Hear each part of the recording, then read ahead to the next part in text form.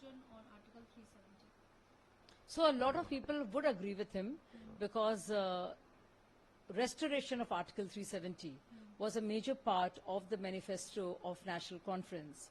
And the minute the results were announced and NC registered a stupendous victory, the first statement of Omar Abdullah was not about restoration of 370. In fact, he said that there's little he can do about it. In fact, he said that his first priority would be to work with the central government and work on statehood. So clearly there has been a U-turn on the issue of 370, which was a center point of the manifesto of Jammu Kashmir National Conference.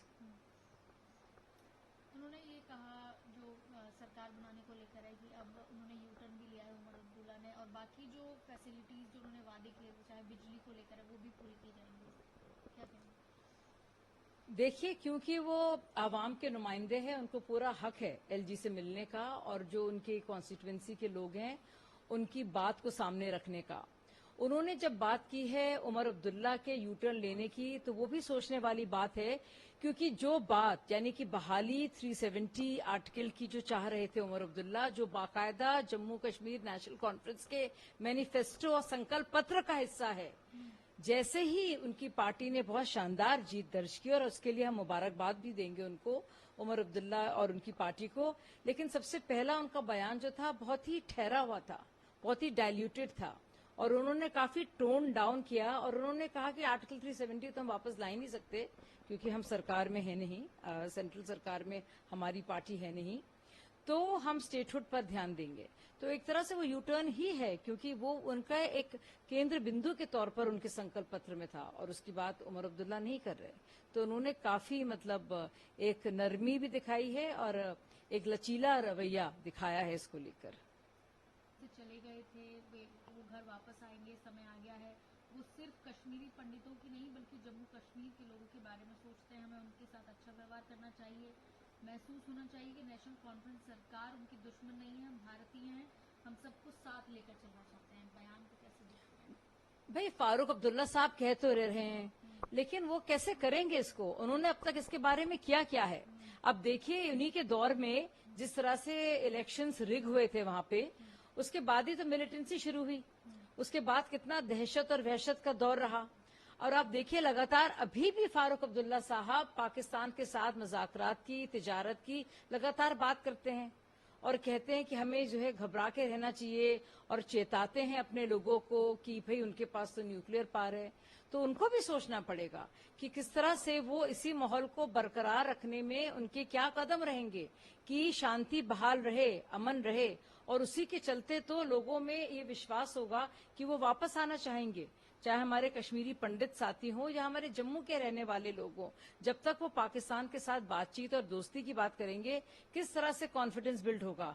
तो confidence building measures के तौर पर उनको भी अपना रवैया और attitude, जो किसकी बात वो कर रहे हैं, उसको इम्प्लीमेंट करना पड़ेगा। सिर्फ बातें करने से नहीं होता, आपको उसको बाकायदा करके दिखाना होगा। इसलिए पार्टी उन्होंने भाजपा पर लिंचिंग में शामिल आतंकवादियों की पार्टी होने का भी आरोप लगाया है। बहुत ही अफसोसनाक बयान है ये। साफ दिख रहा है कि पूरी तरह से खिसिया गए हैं मल्लिकार्जुन खड़गे जी। इतने सीनियर और वरिष्ठ नेता होने के बावजूद किस तरह की भाषा का वो इस्तेमाल कर रहे हैं। जब बात होती है अर्बन नक्सलिज्म की, और जब बात होती है उन लोगों की जो भारत को तोड़ने की बात करते हैं, हमेशा हमने देखा है कि राहुल गांधी जी उन लोगों के साथ खड़े होते हैं। उनको टिकट भी दिया जाता है, चाहे वो कन्हैया कुमार हो, चाहे वो उमर खालिद के साथ खड़े होने की बात हो, या फिर शर्जील इमाम जैसे लोग हों, तो उनके साथ खड़े रहते हैं वो लोग। तो अगर उनको अर्बन नक्सल नहीं कहा जाए तो और क्या कहा जाए?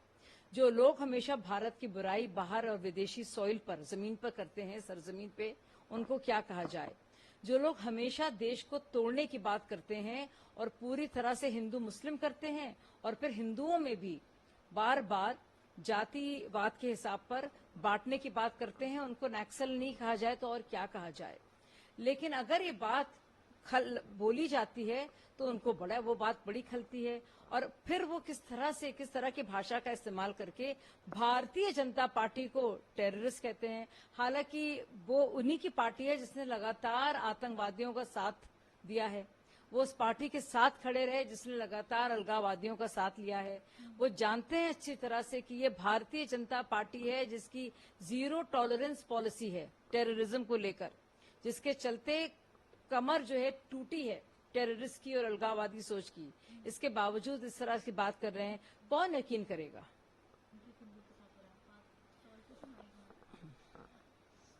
मैम, बांग्लादेश स्थिति हो रही है और मंदिरों में तोड़फोड़ हो, चोरी की घटनाएं हो, इसको लेकर हमारे विदेश मंत्रालय ने भी चिंता जताई है, क्या कहेंगे? बिल्कुल ये बहुत ही एक चिंता का सबब है। और जिस तरह से दुर्व्यवहार हमारे हिंदू भाई बहनों के साथ हो रहा है बांग्लादेश में, एक वहां पे बहुत बड़ी चोरी का एक मंदिर में वो मामला भी सामने आया है। लगातार उत्पीड़न हो रहा है और बहुत ही खौफनाक किस्म की खबरें आ रही हैं। मुझे लगता है कि भारत के विदेश मंत्रालय ने इस पर जो चिंता जताई है वो जरूरी भी है और इसके बारे में बांग्लादेश को कुछ जल्दी करना चाहिए। मुझे लगता नहीं है कि किसी भी देश के लिए ये एक की अच्छी अलामत है कि वहाँ की माइनॉरिटी किसी भी इस तरह का खतरा महसूस करे कि दिन दहाड़े धड़ल्ले से उनके साथ नाइंसाफी हो, उत्पीड़न हो, उनको डराया जाए, धमकाया जाए, जो उनकी रिलीजियस फ्रीडम है और अभिव्यक्ति है उसको रोका जाए और वो खौफ के साए में जिए। सौरभ, मैम, मोहन भागवत जी ने महिलाओं की सुरक्षा को लेकर बात की, जिस पर दिल्ली के मंत्री सौरभ भारद्वाज कह रहे हैं कि कहीं और की बात करने से पहले अपने देश में, चाहे वो मणिपुर हो, डॉक्टरों के साथ जो हो, इन सब पर ध्यान देने की जरूरत है, तभी हम जोड़ पाएंगे देश को। भाई सौरभ भारद्वाज से कोई ये कहे कि वो विदेश और देश की कम फिक्र करें, अपनी पार्टी को देखें। पार्टी में जिस तरह से स्वाति मालीवाल जो सौरभ भारद्वाज से कितनी सीनियर रही हैं, जिस तरह से उनके साथ बदसलूकी की गई, उस विभव कुमार को अभी तक निष्कासित क्यों नहीं किया गया? वो पार्टी जिसके एमएलए लगातार बदतमीजी करते आए हैं और सोनी का जो मामला है, जिस तरह से उसको खुदकुशी करने पर अबेट किया गया था, आमादा किया गया था, सिर्फ और सिर्फ यौन शोषण की वजह से, उसके बारे में सौरभ भारद्वाज जी का क्या ख्याल है?